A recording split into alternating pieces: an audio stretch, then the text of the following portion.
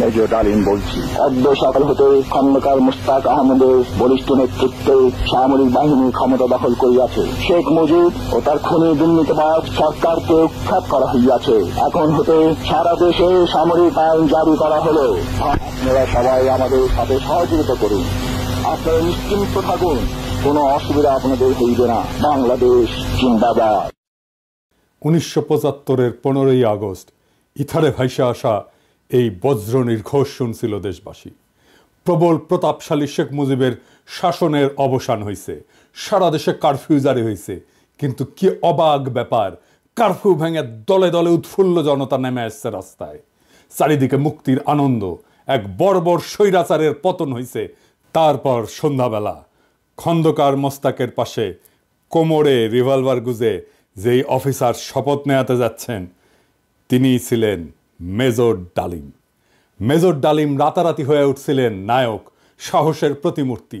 তারপরে 75-এর সব বীরকে পাঠানো হলো নির্বাসনে। সে আর এক আলাপ আর একদিন করব। এরপর তিনি শুধু নামই ছিলেন ইতিহাসে। ওনার সাথে আমার প্রথম যোগাযোগ হয় 2019-এ প্যারিসে আসার পরে। ওনার সাথে চ্যাটিং হতো। ওনার একটা ফেবু আইডি ছিল ফ্যালকন আইজ নামে। নানা বিষয় আলাপ হইতো, ব্যাপক পড়াশোনায় ভদ্রলোকের। আমার সাথে ফোনে বা ভিডিওতে কখনো কথা হয়নি, তবে আমার ঘনিষ্ঠ সার্কেলের অনেকের সাথেই নিয়মিত কথা হইতো। আমি কথা বলতে চাইছিলাম, উত্তরে বলছিলেন বলবো সময় হইলেই। আমার স্বাধীনতা উত্তর বাংলাদেশ বইটা প্রকাশিত হইলে পড়তে চাইছিলেন, আমি পাঠাইছিলাম সুইডেনে ওনার এক শিষ্যের কাছে। উনি বই পাইয়া বই হাতে ছবি পাঠাইছিলেন, এটা নিশ্চিত করতে যে ওনার কাছে পৌঁছাইছে। আমি আমার সার্কেলে ওনারে বড় ভাই বলে ডাকতাম। জিজ্ঞেস করতাম, বড় ভাই কেমন আছেন, কি বলেন। কোনো রাজনৈতিক পরিস্থিতিতে জানতে চাইতাম বড় ভাইয়ের রিডিং কি। একটা সময় খেয়াল করলাম উনি ভুলে যাইতেছেন জিনিসপত্র, ডাক্তারি ভাষায় যাকে বলে কগনিটিভ ডিজিজ। তখন থেকে ওনাকে বলতে শুরু করলাম বুড়া। তো জিগাইতাম বুড়াটার খবর কি। যাই হোক, উনি নাকি বলছেন যে ওনার বয়স 75 বছর, আসলে ওনার বয়স 78 বছর। ওনার জন্ম 1946 সালে উইকিপিডিয়ার তথ্য অনুসারে। 64 সালে বিমান বাহিনীতে যোগ দেন, ঠিক 18 বছর বয়সে। বুড়া বয়সে 3 বছর কম হয়ে বলছে আর কি, আমার অনুমান ভুলে বলছে। এপিসোডের স্ক্রিপ্ট লিখতে লিখতে ওনার ছবিটা খুঁজতেছিলাম, যে ছবিটা দেখাইলাম আমার বই হাতে, ছবিটা পাইতেছিলাম না। তো সুইডেনের বাইরে ফোন দিলাম, তো উনিও খুঁজতেছেন। এর মধ্যে বুড়া ফোন দিছে ওই সুইডেনের বাইরে। তো উনি যখন জানলেন যে আমি লাইনে আছি, উনি স্পিকারে দিলেন, আমি শুনতেছি। উনি বলতেছেন, আমাদের দুইজনকে স্পিকারে দিলেন। উনি জিজ্ঞেস করলেন পিনাকি কি দেখছে আমার লাইভ। আমি বললাম হ দেখছি বড় ভাই। তো সুইডেনের বড় ভাই ওনারা বলতেছেন, আপনি পিনাকির বই হাতে একটা ছবি তুলছিলেন না, আছে ওইটা। আমি শুনতেছি। তো বুড়া বলতেছে, পিনাকি বই লিখছে নাকি, কই আমি তো দেখি নাই। তো রিসেন্ট মেমোরি নাই হয়ে যাইতেছে, আর্লি সাইন অফ আলঝেইমার্স। যাই হোক, বুড়া আমাদের মাঝে আরো অনেকদিন বাইচা থাকেন। ওনার লাইভ এপিসোড করছে ইলিয়াস। এইটাই সম্ভবত বাংলাদেশের মানুষের সর্বোচ্চ দেখা লাইভ। ইউটিউবে একসঙ্গে সর্বাধিক সংখ্যক দর্শকের লাইভ স্ট্রিমের রেকর্ডটা 8 মিলিয়ন। তবে এইটা বাংলা ইউটিউবের সর্বোচ্চ, এটা নিঃসন্দেহ। এবং আমার মনে হয় এই রেকর্ড আর কেউ কখনো ভাঙতে পারবে না। এইবার আসেন এপিসোডের প্রসঙ্গে। বাম, আওয়ামী লীগ আর প্রগতিশীল বিএনপির পুচ্ছে আগুন লাগিয়েছে একই সাথে। যাই হোক, আমি সবগুলা আগুন নিয়ে আজকে কথা বলবো না, কয়েকটা আগুন নিয়ে কথা বলি। প্রথম অভিযোগ কি, মেজর ডালিম নাকি খুনি। আসলে কি মেজর ডালিম খুনি? আসলে না খুঁজে দেখি। বিপ্লবী এবং সৈনিকদের খুনি বলা যায় না, কারণ তাদের কর্মকাণ্ড এবং উদ্দেশ্য সাধারণ অপরাধীর সাথে তুলনা করা যায় না। আদালত যখন প্রাণ নেয় সেটাকে খুন বলা যায়? একজন সৈনিক যখন দেশের শত্রুকে হত্যা করে সেটা কি অপরাধমূলক কাজ? একজন নারী যখন তার ধর্ষককে হত্যা করে ফেলে ধর্ষণের সময়, সেটা কি অপরাধ? না, সেটা না। কেন না? এর কয়েকটা কারণ আছে, বুঝে দেখি। 1 নম্বর কারণ, নৈতিক পার্থক্য, মোরাল জাস্টিফিকেশন। বিপ্লবীরা সাধারণত বিদ্যমান শাসন ব্যবস্থার অন্যায় বা নিপীড়নের বিরুদ্ধে সংগ্রাম করে। তাদের কর্মকাণ্ড একটা বৃহত্তর সামাজিক এবং রাজনৈতিক পরিবর্তনের উদ্দেশ্যে পরিচালিত হয়, বৃহত্তর স্বার্থে। নৈতিক দৃষ্টিকোণ থেকে এটা ন্যায় যুদ্ধ, জাস্ট ওয়ার, এই ধারণার সাথে সম্পর্কিত। সৈনিকেরাও একটা প্রতিষ্ঠিত রাষ্ট্র বা আদর্শ রক্ষার জন্য কর্তব্য পালন করেন। 2 নাম্বার, উদ্দেশ্যের মাহাত্ম্য, এটাকে ইংরেজিতে বলে এন্ডস ভার্সেস মিনস। বিপ্লবী বা সৈনিকদের কর্মকাণ্ডের উদ্দেশ্য ব্যক্তিগত স্বার্থ না, বরং এটা বৃহত্তর সমাজ জাতির জন্য। দার্শনিক ইমানুয়েল কান্ট বা জন স্টুয়ার্ট মিলের মতবাদে উদ্দেশ্যের গুরুত্ব এবং প্রভাব নিয়ে আলোচনা আছে। মিলের উপযোগবাদ বলে একটা তত্ত্ব আছে। এটা অনুযায়ী যদি একটা কর্ম বৃহত্তর জনগণের কল্যাণে হয় তবে সেটা নৈতিকভাবে গ্রহণযোগ্য। 3 নাম্বার, সমাজের দৃষ্টিভঙ্গি বা পারসেপশন বাই সোসাইটি। সমাজ সাধারণত সৈনিকদের রক্ষক এবং বিপ্লবীদের ন্যায়ের প্রতীক হিসাবে দেখে। সময়ের সঙ্গে অনেক বিপ্লবীকে নায়ক হিসেবে স্বীকৃতি দেওয়া হয়। এটার আইনি ব্যাখ্যাও আছে। এক নম্বর হইতেছে যে লেজিটিমেসি অফ অ্যাকশন, মানে রাষ্ট্রীয় বৈধতা। সৈনিকদের কর্মকাণ্ড রাষ্ট্রীয় আদেশের আওতায় ঘটে। আন্তর্জাতিক আইন অনুযায়ী যুদ্ধ বা প্রতিরক্ষায় হত্যা বৈধ, যদি তা যুদ্ধের আইন মেনে চলে। 2 নম্বর হচ্ছে রাজনৈতিক লড়াই বনাম অপরাধ, পলিটিক্যাল স্ট্রাগল ভার্সেস ক্রাইম। বিপ্লবীরা সবসময় বিদ্যমান আইন ভঙ্গ করে। বিপ্লব বা অভ্যুত্থান বিদ্যমান আইনের উপরে।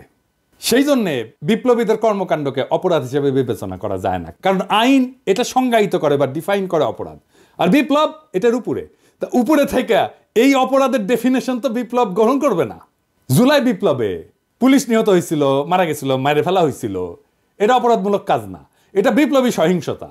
এই জন্যই এই হত্যার বিচার করা যাবে না, কারণ বিপ্লব অভ্যুত্থান আদালত বা আইনের চাইতে বড়। যদি পুলিশ হত্যার বিচার হয় তাহলে ধরে নেবেন বিপ্লব পরাজিত। 15ই আগস্টের বিপ্লব পরাজিত হয়েছিল জন্যই আগস্ট বিপ্লবের নায়কদের বিচার এবং ফাঁসি হয়েছিল। 3 নম্বর হইতেছে যে ইচ্ছাকৃত হত্যা বনাম কর্তব্য, ইন্টেনশনাল কিলিং ভার্সেস ডিউটি।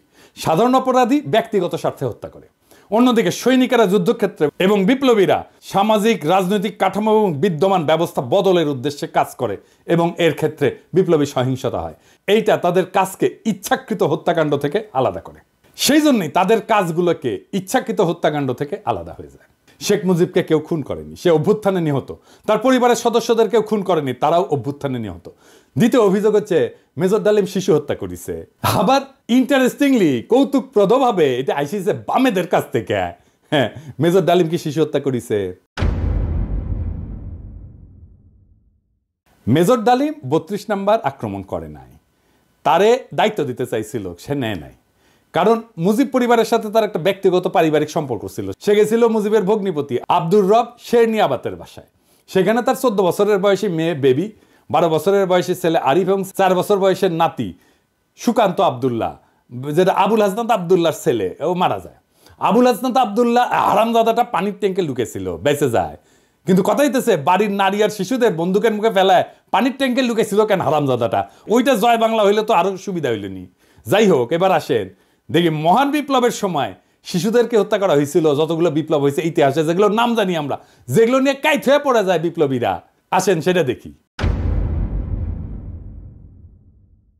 ফরাসি বিপ্লবের সময় লুই শার্লস, যাকে লুই সপ্তদশ বলা হয়, মানে রাজা ষোড়শ লুই এবং মেরি আন্তোয়ানেটের ছোট ছেলে, বন্দি অবস্থায় খাইতে না দিয়ে কারাগারে রেখে মৃত্যুর দিকে ঠেলে দেওয়া হয়। যখন তার মৃতদেহ বের করা হচ্ছিল তার শরীরে কোনো মাংস ছিল না, কঙ্কালের উপরে চামড়া। বিপ্লবীরা হত্যা করবে না, কারণ তাদের পবিত্রতা নষ্ট হবে, কিন্তু খাইতে না দিয়া দিনের পর দিন কষ্ট দিয়া মেরে ফেলা যাবে। তো ফরাসি বিপ্লব নিয়ে আধিখ্যাত তো করে সবাই, আবার রুশ বিপ্লব নিয়ে তো বামেরা কাইট হয়ে পড়ে যায় না? যে বামেরা কবে তাদেরকে কইবেন এটা, যে রাশিয়ার জার দ্বিতীয় নিকোলাস এবং তার পরিবারের সদস্যদের বন্দি করে কমিউনিস্টরা। জার কিন্তু তখন ক্ষমতায় না, জারের ক্ষমতা অনেক আগেই চলে গেছে।